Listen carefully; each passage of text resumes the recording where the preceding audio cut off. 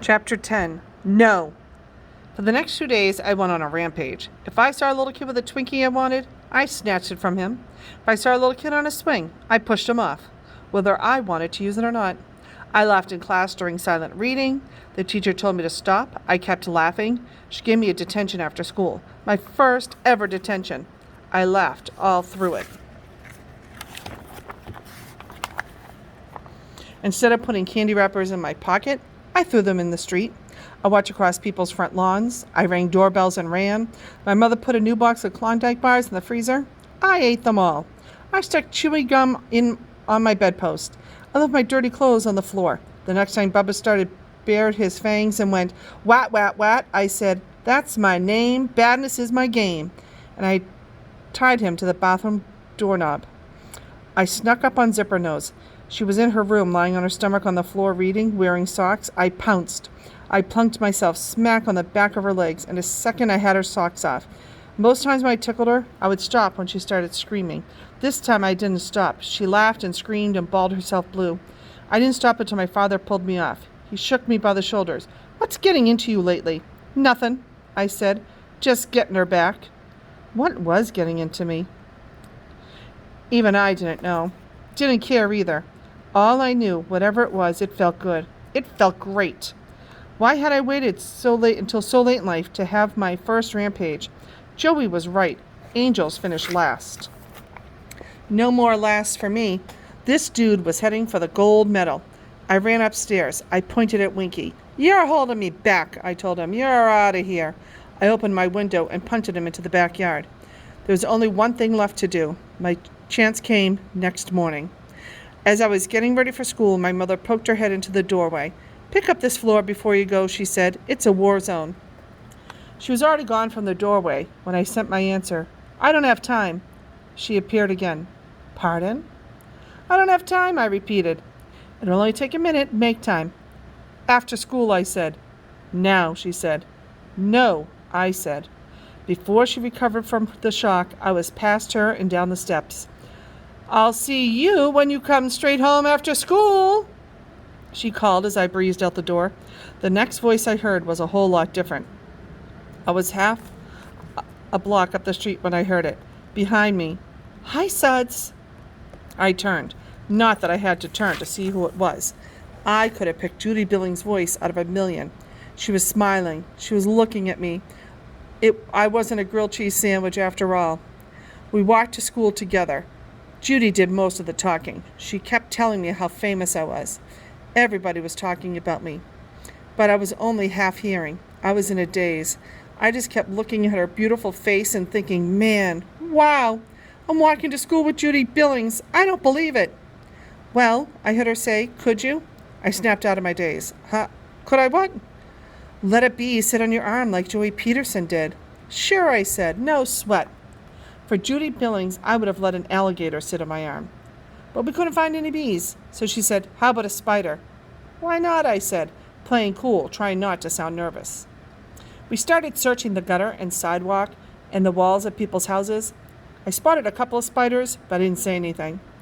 Then Judy called, "Here, look!" It was on somebody's brick wall. It wasn't a little white house spider. It wasn't little, and it wasn't white. It was poking along toward a window. "Just put your hand there, in front of it," Judy said. "Let it crawl right on." She was excited. Her eyes were wide. Her voice was squeaky. "Could be a black widow," I said.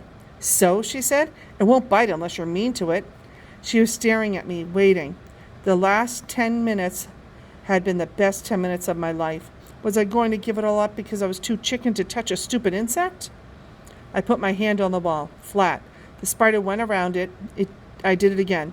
The spider climbed aboard. Judy shrieked, "Yow!" She pulled on my other arm. "Come on!" "Where?" I said. "School. They have to see." By the time we got to school, the spider was up around my elbow, a tiny-footed nightmare on my skin. Judy called, "Look, everybody! Look!" Kids came running. They jerked to a stop when they saw. They gasped. They gawked. "It's a black widow," she announced to them. "He's doing it for me." The spider was up on my shoulder now, heading for my back. I couldn't see it anymore. I kept my face cool, but I was praying. "Please don't go on my neck. Especially don't go down my shirt." The bell rang. Everybody ran for the door. Nobody was looking. I swatted and twisted till I was sure the spider was gone. At morning recess, I was mobbed. Wow, Suds! A black widow? Black widow, man. Weren't you scared? Ooh, Suds! Judy was mobbed too, mostly by girls. He did it for you? I guess we were both famous.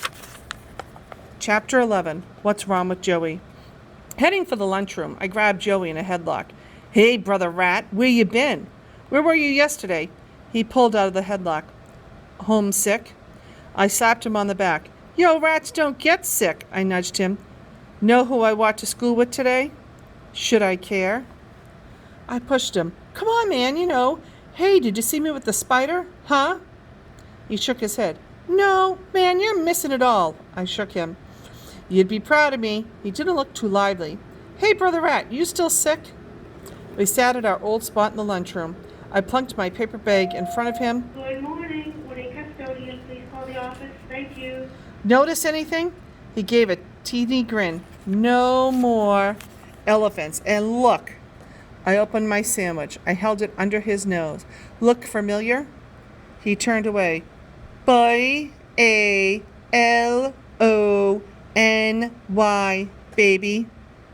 EY, he said. Whatever. It's meat, right? MEAT. I feel like I'm about 16 already. I can feel myself growing. He gave a little snicker snort. I ain't kidding, man. Just sitting here now. Can't you tell? You were right, dude. Don't take nothing. Number one. I'm doing it. Dude rat. I slapped the table. I ripped off half my sandwich in one bite. I'm doing it. Then I noticed. I grabbed his arms. Hey, where are they? Where's what? Your tattoos.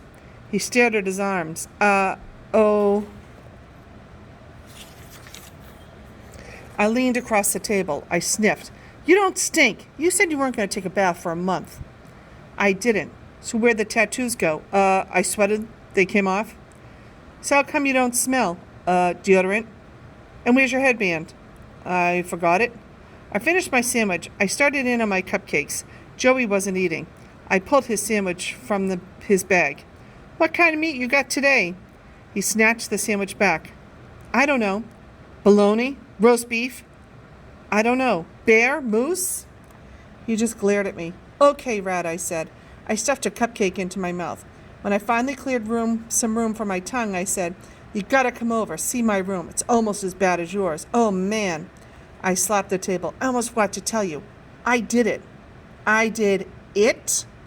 He gave me a blank look. The big one, rat. I said no to my mom. This morning. You should have been there. I'm going out of school, okay? And Mom says, Pick up this floor. It's a war zone. War zone, man. See, I told you it was bad. So know what I said? I said, I ain't got time. She said, make time. And I go, no. N-O, baby. And I'm out the door. I did it. I held out my hand for him to slap. He didn't slap. Know what else? She said.